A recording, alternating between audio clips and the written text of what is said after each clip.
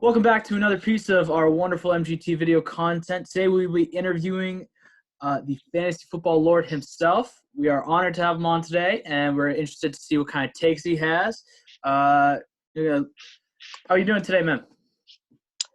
I'm good, man. Just staying up in this house, man, doing what I can to keep the content coming out. And it's actually, even though it's a bad time, you feel me, we could still use this time to do things like this. You see a lot of the professional athletes, they doing all types of things to keep us entertained. So if we could do this for our local folk, it's all good, man. But I'm chilling, man. I'm looking forward to this. I like the fact that y'all young boys out here trying to do something. Appreciate that. We appreciate that. What have you been watching during this quarantine thing? Because I was just thinking in my head, I was like, I just watched like a pathetic horse tournament with NBA players and like a 2K tournament. So I was just thinking in my head, like, what are you doing with your time right now during quarantine? I ain't catch the horse tournament. And then once I saw the highlights, I ain't feel like I missed nothing. So it's cool, man. I've been watching I watch Undisputed on Fox Sports 1 with Skip Shannon. Then I listen to The Herd. I check that out. NFL Network been playing some good stuff, and they've been playing some throwback stuff, right? And this, and I'm sure y'all done dug into some of y'all football history, but like I like when they play the stuff that's like, don't play nothing that's from 2016 because that's fresh on the mind. I want to see something from like 90s and 80s and stuff like that. It gives some people who don't know a chance to see why they say that Joe Montana is the GOAT. A lot of people now it's Tom Brady, but if you could go back and look at some things like that, you might have a different perspective. But I've been watching the NFL Network. And that's really been it, man. I ain't a TV guy unless it's sports, so I'm really in trouble. Yeah, I feel that. I've been trying to kind of catch as much sports talk as I can, just to kind of stay as much in the loop, especially with all the free agency stuff. Yeah, for sure. Y'all heard that show All American? Yeah, I watched that entire thing. I watched that show, but like I had got done with that right when this quarantine had started, so I ain't really had nothing to watch, so I was beat on that. I mean, on the bright side of videos coming out soon, the MJ documentary is supposed to be dropping soon. That's gonna be phenomenal for every sportsman. For me, it'll give a different feel for every different generation. For y'all, you'll be able to be like, oh shit, this is like, he really was that dude. Like, instead of just seeing a couple of YouTube highlights and stuff, you can see he's good there. And then for me, it'll be like, it was the dude I watched when I was 12 or 11, something like that. And then for the people older than me, it's like, there go that man. Right. So for the older people, it's like what LeBron is to me, right? Like LeBron is my peer.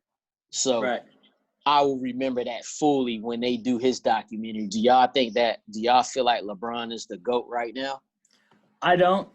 I'm an MJ guy. I think that Jordan has proved himself throughout generations that he has been able, like when he transitioned from like late 80s, early 90s, he proved that he could play among generations. And then, obviously switching teams, that also proved that he's a flexible player. And like the team, like he raised the Bulls above what they were, Yeah. LeBron's had MVP seasons on 3 different teams, Larkin. Again, the debate goes on. And the Wizards, listen, nothing to marvel at. I'm just saying. So I listen. I had debates with my friends too, because like when you my age, when you mid-30s, right? It's people who, and LeBron is 35, so people my age want him to be the GOAT because it's from his era. But then it's people also my age that's like, nah, it's the childhood hero, which is Jordan for us. So I had the same debate. So y'all probably will too. Yeah, have to imagine. So, kind of transitioning into some fantasy football topics here. So, Yes, sir. just off the bat, what's your draft strategy for this year? And, who do you think would be just the ideal picks? Well, so you guys aren't following me last season, but this time last year, I was extremely big on Lamar Jackson and having him in my top 7-8 quarterbacks.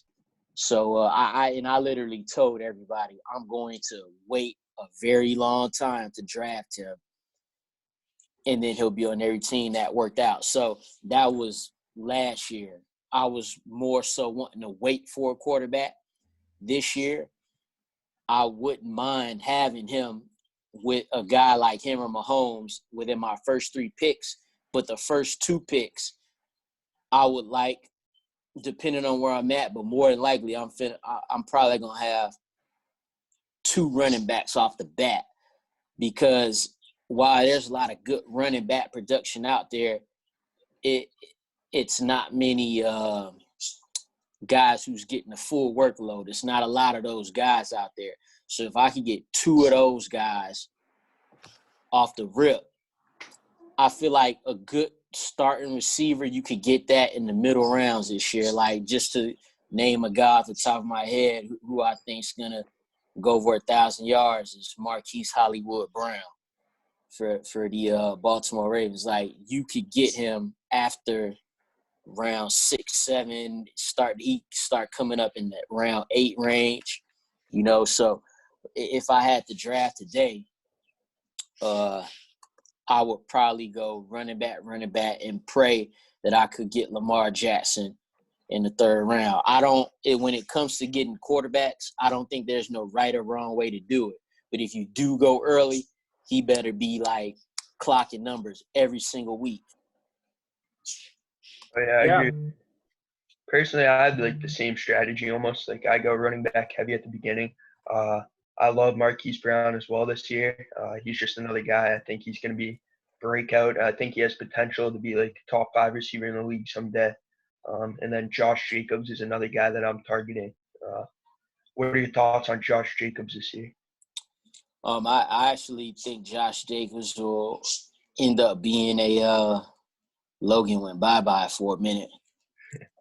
There he is. Actually, my last podcast that I dropped on April Fool's Day, so a couple weeks ago, I actually said that Josh Jacobs would be a top 5 running back this year. They said they messed up last year by not having him in the pass game. So, and off the top, I think he had 20 receptions. He'll double that at least this year. Offense is going to run through him. They still haven't gotten a receiver yet. They'll probably draft one, but doesn't matter. Doesn't matter who the quarterback is. Offense is going to run through Josh Jacobs. So I got him. I feel like he'll be this year's Dalvin Cook. Dalvin Cook's a guy last season I didn't say Dalvin Cook would be a top 5 running back. I ranked him number 2. So you can imagine that I got a lot of shit for that. But I ranked him number 2, and that's how I feel about Josh. That's how I feel about Josh Jacobs this year. So I agree with you on Josh Jacobs. Glad. Yeah, so kind of transitioning out of the insight portion, so now we're gonna put you in a scenario, and we're gonna ask you either or as far as players go. So we got a list of players here. Let's go. And we're gonna run down the line, and you can just stick the name, or you can name with a little explanation. Up to you. I give it a word or two. All right. So off the top, Christian McCaffrey or Saquon? Saquon. Just I feel like Christian McCaffrey, that was it's like how Lamar Jackson's season was so good. Christian McCaffrey was so good. There got to be a little regression, and Saquon Barkley got to go up. Yeah. Austin Eckler or Kenyon Drake? Damn. I'm gonna go with Kenyon Drake. I like his situation better as of today, and I'm not sure that Eckler is 20 touch per game guy. So we just talked about him. Alvin Kamara or Josh Jacobs? Josh Jacobs, that one's easy. Even though Kamara will do better this year, he's another one. He ain't got nowhere to go but up. But I'm gonna go with Josh Jacobs over mostly anybody. So not fully transferring over, but talking draft, talking NFL draft. Joe Burrow or Tua? I mean, I've said his name, but on the same hand, it's late, you know. I'm a Tua guy. That's actually what I'm gonna talk about on my podcast that comes out Friday. A little bit of reason why I'm a Tua guy is simply because I'm not shook by the injuries. Interesting. I don't know what Joe Burrow does better. If any one of you guys could let me know, I want to listen right now. I do not have anything. I mean, see, the thing is it's like Burrow's wicked talented, and Tua is too. And it's so hard to base it off since last year was Burrow's breakout year, and Tua's year was cut short. So it's real hard to give them a side by side. I just think that Burrow had 1 year of production and he sat for a lot of years before. Maybe that was a mistake, but I don't believe in a player because of 1 year of production. It's like, I just don't. Like, I wouldn't draft him number 1 overall just because of 1 year of production. I do feel like he should go 1 overall, but that don't change the fact that I think that I would take Tua. Right. Like I could see why he going number 1. There's a lot of factors. Like Ohio, he's got a story. He's got a story. Exactly. Oh yeah. So kind of talking on the receiving side of things, AJ Green or T.Y. Hilton? AJ Green or definitely T.Y. Hilton. Phillip Rivers, he going you know how he played, but his interceptions won't affect T.Y. Hilton. So I'm going to take T.Y. Hilton on that because Phillip Rivers is a gunslinger. AJ Green, they got to work out the kinks in Cincinnati, man. At least the Colts have probably the best offensive line in the league. So, So, CeeDee Lamb or Jerry Jeudy? Jared Jeudy because of the route running. I've watched his route running in depth. Even if you look at the pro day that he just did with Tua, that's not even something that he's doing for him, but you can still see him sinking his hips into the route. Unbelievable route runner. So I'm gonna go with Jeudy there, and he's a faster runner than CD2. Although I think C's a little better after the catch, but I'll go Jeudy. Julio Jones or D-Hop? Julio Jones. It don't even matter who you gonna name because I'm from Atlanta. So you ask me Julio against anybody, I don't even have to know the other person. Julio 6 straight years with at least 1,300 yards. Over the past 6 years, average over 100 catches and 1,500 yards. That's average over the last 6 years. Julio over everybody, including Mike Thomas. Wow. So moving back onto quarterbacks, Kyler Murray or Russell Wilson? That's an interesting one.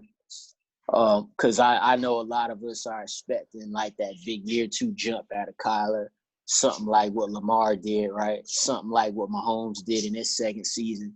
Even Carson Wentz, he lit it up his second year, right? Damn, I'm gonna go Man, Russell's a better quarterback, but if we talking fantasy, I gotta go Kyler Murray. Yeah, I agree. He's a dynamic player as far as fantasy goes. You know, he's able to score, you know, with his arm and his legs, so it helps. And he got D Hopkins now, so yeah, it's true. That only helped the situation. Tyreek Hill or Devontae Adams? Man, this the hardest one because the Packers, they don't have anybody else.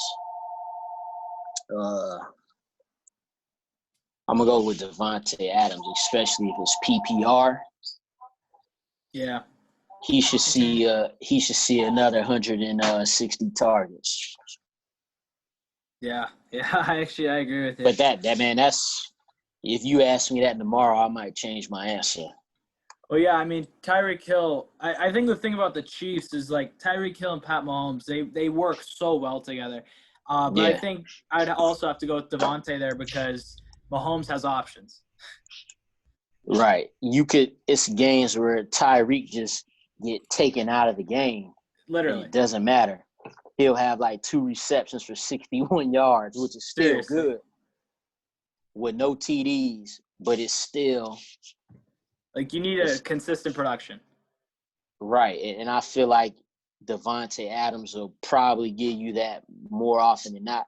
I don't think Devontae Adams is as good skill-wise with the top receivers as most people say, but his situation and the fact that he's just good enough to do it, I would probably take him.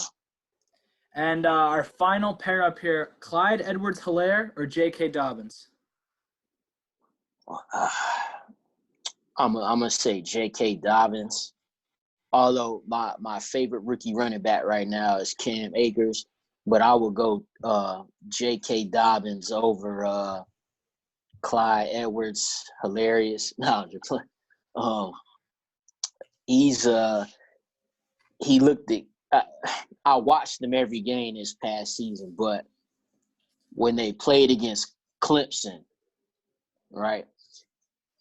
Every carry he was like breaking for, it seemed like 20 yards a pop. And I said to myself, man, I want him on the Atlanta Falcons. I don't know more, but that's what I thought. He's like kind of like a little poor man Zeke coming out of Ohio State, and I'll take that. Clyde Edwards-Helaire, I would like to see him. I would just like to see him get to the league and see what he does because he was another one. He didn't have some great college career. He came on this past season and really started doing big things. So I would have you guys ever heard of a player named Quentin Griffin? Y'all know him? He played at Oklahoma from like 99 to 02. He's like a short, stocky dude who wore number 22 for Oklahoma. That's who Clyde Edwards remind me of. So that's probably why I'm picking J.K. Dobbins right now. Yeah, kind of moving on from the Turner? I was just saying that's a good pick. Kind of moving on from the either or. So, big Falcons fan, right? So the Falcons and I'll keep it real too. Yeah. So the Falcons recently have said that Todd Gurley won't be their workhorse. What are your thoughts on that? Well, I think that that's good. Like, I don't think he should carry it 25 times per game. But when you really look at it, he never has. He's never ran the ball 25 times a game, not even in those offensive player of the year years that he had. He was getting his 22 to 23 touches a game combined with the receptions and carries. So when they say they're not going to use him as a true workhorse, I believe that, because you can't just let Ito Smith not play. You feel me? But I feel like he's in there for 20 touches a game, which I mean, that may not be workhorse, but if you getting 18 to 20, especially when you get near the goal line, he's got a nose for that. I feel good about it. I don't want him being the workhorse. You keep him healthier when he's not the workhorse. Yeah, I agree. And do you expect, kind of transitioning, still on the running back topic, but over to the West Coast, you look at LA. Do you expect an Austin Eckler and Justin Jackson timeshare sort of thing? I do. And I actually feel like more of Austin Eckler's touches will be in space too, like the screen game, out the backfield. It'll be some type of timeshare, I think, that'll obviously favor Austin Eckler. But that's why I picked whoever you put his name up against earlier. That's why I picked the other guy, because he got a deal worth $5 or $6 million a year. That's not like workhorse running back money, but it doesn't mean he can't be a RB1. You know what I'm saying? Yeah. But Justin Jackson or somebody should get some love in that backfield. Definitely. Yeah, no, I completely agree with you, because I think that looking at RB1 in general, I think that maybe Eckler was expecting a little more, because although, just to kind of throw things way out of proportion, you look at like Le'Veon Bell, and when the Steelers wanted him for RB1, and he wanted RB1 money with wide receiver 1 money, it didn't really work out. So I think Eckler knew himself enough to be like, listen, I'll be in this job, but I'm splitting it, so I'm not gonna oversell myself here. Right, correct. Yeah. So that's kind of, that's how I feel about that situation. I mean, he still probably be inside the top 10 for PPR regardless, Yeah, I completely hear you. I think that wraps it up for today's episode. What do you think, Turner and Logan? Yeah, you want to just tell us about like the brand and everything and how like you started it? Yeah, for sure, man. So you guys may or may not have played fantasy football before I did. I actually didn't even start playing it until 2012. Y'all was probably real young then. My first 2 years, I ended up winning the leagues. Prior to that, I just thought fantasy football was gay, to be honest. But then I got in the league. I won the first 2 years. The couple years after that, I started like getting into it, like the analytic part, if you will, I guess. And so then in 2017, I started up a page. I know a guy lives around my way, Bill Enright, who works for Sports Illustrated now.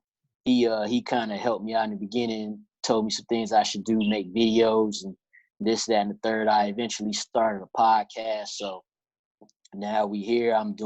I got the podcast, Lord Don't Lose podcast. You can find that on the link in my bio on Instagram, which is @fantasyfootballlord. And then on Twitter, I'm at Lord Don't Lose. So that's where we at with it right now, baby. That's awesome. Yeah, when you started, I was playing NFL Rush fantasy. You know what that is? Nah, see, that just go to show. Yeah, I actually remember playing that too. NFL Rush. So NFL.com released they released kind of like a kids version for fantasy football, and and that's what I grew up doing as well. Okay, so y'all, you guys, y'all watch the game. You know the game, so it's good, man. The earlier you start, the better off y'all be. I don't know if y'all know the kid. He on Instagram, fantasy football expert. He a young cat too. I think he in college now, but he started his page when he was in high school. Got a lot of followers, but he'll actually be on the fantasy football summit that we got going on this Friday, which is ran by Smitty from the Fantasy Football Show. So check that out too. Oh yeah, that's awesome. Yeah, everyone be sure to check his page out, check his podcast out. he's a pretty knowledgeable guy, obviously. Check out the one on Friday too. I'm pretty interested to see the Tua takes. Yeah, it'll be like 12 of us in a Zoom just like this. And I think we're gathering a top 25 overall or something. And then it'll be some debates in there because everybody definitely don't agree. If anybody's ever heard my podcast and I bring certain guests on, we will debate and we'll both make our case for certain players. Yeah. Yeah, that's awesome. It seems like you nailed the last year though with Lamar and Dalvin Cook, so it's great. Let's hope that Josh Jacobs bring us home the bacon this year too, baby. Oh yeah, that's my guy right there. Yes, Well, sir. it's great having you on. It's always great to hear a different insight on football and sports in general, and we really do appreciate having you on. We'll be putting all your links in the description to this. We'll be mentioning you in IGTV when this is posted. We really appreciate having you on, man. For sure, man. I appreciate it. And I once y'all get that up, I'll regurgitate that, repost it on mine, man. All right, man. Awesome. You guys take it easy, man. Lord, don't lose. Yeah, thank you too.